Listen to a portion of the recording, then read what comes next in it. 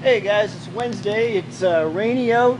The humidity at the gauge is just tacked. I've been shooting this Camry in here most of the afternoon. Nose and a big front fascia. I've been using this thing to help me dry it with the waterborne. We got a new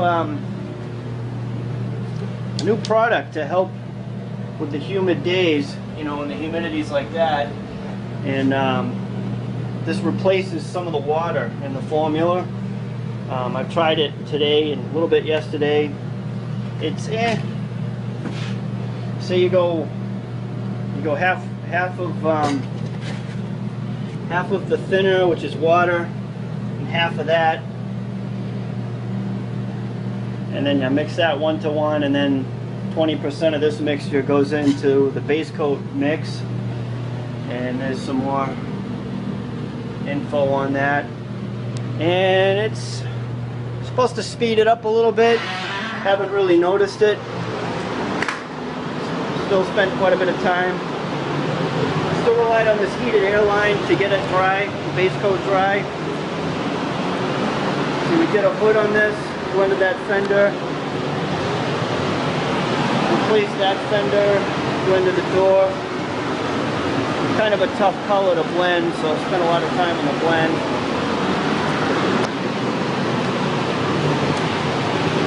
Now I'm just hoping that this clear coat is set up enough so I can go home and not run the bake cycle for a while. That's actually Global 894 clear, which I haven't used in quite a while because it takes a little longer to set up after, but it's a beautiful clear. It really lays out nice. Usually I've been using the Deltron 4000 clear, which lays out pretty nice, but it's faster. It sets up quick. You don't need a lot of bake time. But I think the mixture I used here, I might be all right. I might be able to shut her down and go home without. Nah, you know what? About 10 minutes bake. But yeah, new product to try to help speed up the waterborne base coats, because they kind of fall flat on a humid day unless you have a heated air line or you crank up your booth heat. But who wants to spend summer days spraying with booth heat running?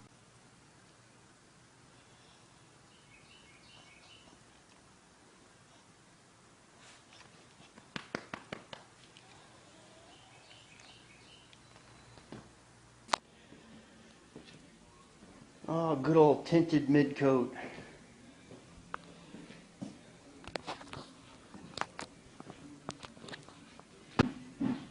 Yeah, Milo, this is what I was thinking about that hydrographic stuff for doing interior parts. I noticed they had a film that you can recreate this kind of look. Can you imagine taking some dash components off a Saturn Ion and turning them to this, or the carbon fiber? I mean, those interiors look like something that Fisher-Price designed, especially on the door panels on that car. So there's two separate Subaru bumpers in there, used car jobs. They weren't primed, they were just feathered out and with bare plastic exposed, but smoothed out. So it was kind of a wet-on-wet quickie repair job. So it's for two separate cars, two separate colors. First I did adhesion promoter, just a light dusting over the bare plastic areas.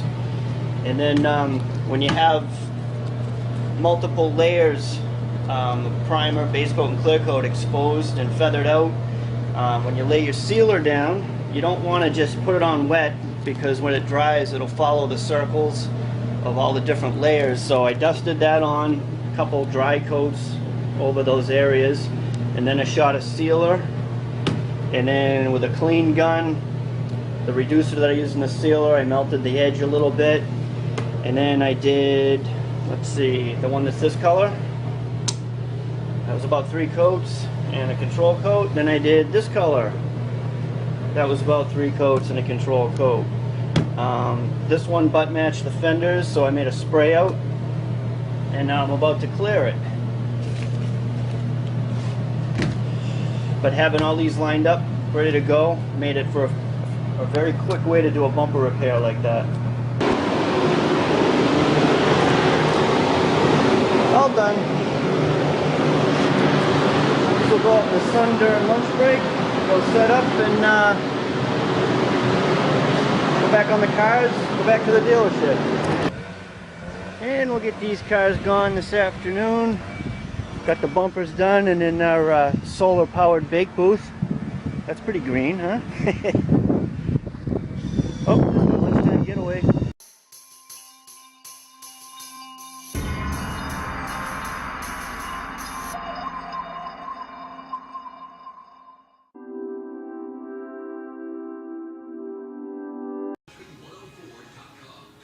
Oh man, that would irk me if that happened. Yep, irk me.